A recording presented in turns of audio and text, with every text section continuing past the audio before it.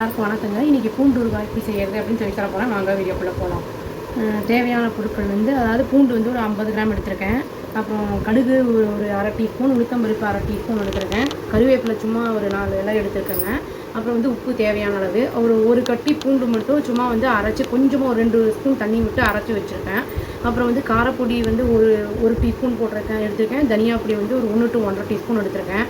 நல்லெண்ணெய் எடுத்திருக்கேன் தேவையான அளவு. அப்புறம் இந்த பொடி இருக்குது இல்லைங்களா, இது என்னென்னா இந்த கடுகு, அப்புறம் வெந்தயம், அப்புறம் சீரகம், இதை 3 போட்டு கொஞ்சம் வறுத்து அரைச்சி வச்சுருக்கேங்க. இப்போ எப்படி செய்கிறதுன்னு பார்க்கலாம் வாங்க. இப்போ ஒரு கடாய் வச்சு எண்ணெய் ஆன் பண்ணிவிட்டு எண்ணெயை ஊற்றி சூடானோடனே அடுத்தது ப்ரொசீட் பண்ணலாம். எண்ணெய் போட்டாச்சுங்க, கடாயை ஆன் பண்ணியாச்சு, சூடாகட்டும். கொஞ்சம் எண்ணெய் காஞ்சிருச்சுங்க. இப்போ கடுகு, உளுத்தம்பருப்பு, கருவேப்பிலை எல்லாம் போட்டுடலாம். ஃப்ரை ஆகட்டும்.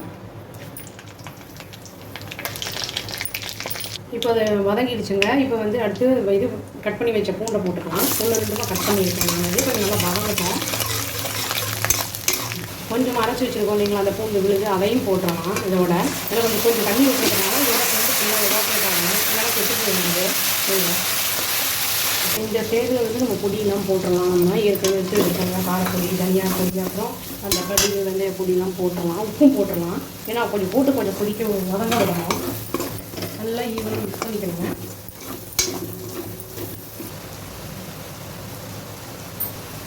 இப்போ நல்லா எண்ணெய் பிரிஞ்சு வந்துருச்சுங்க. இப்போ இதை அடுப்பு ஆஃப் பண்ணிவிட்டு ஆறினவுடனே ஏர்டைட் கண்டெய்னரில் போட்டு வச்சிடலாங்க.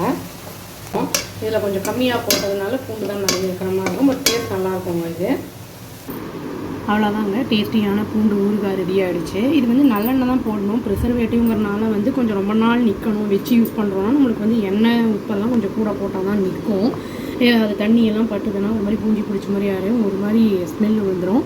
அதனால் அந்த மாதிரி தண்ணியெல்லாம் படாமல் கொஞ்சம் காரம், கொஞ்சம் உப்பெல்லாம் கொஞ்சம் கூட போட்டு வச்சுருந்தோம்னா மோர் சாதத்துக்கெல்லாம் ரொம்ப நல்லாயிருக்கும். தொட்டு சாப்பிட ரொம்ப நல்லாயிருக்குங்க. ட்ரை பண்ணி பார்த்து எப்படி இருக்குன்னு சொல்லுங்கள். அவ்வளோதான். Thank you. Please do like, share and subscribe our channel and click the all option and tap the bell icon. Thank you.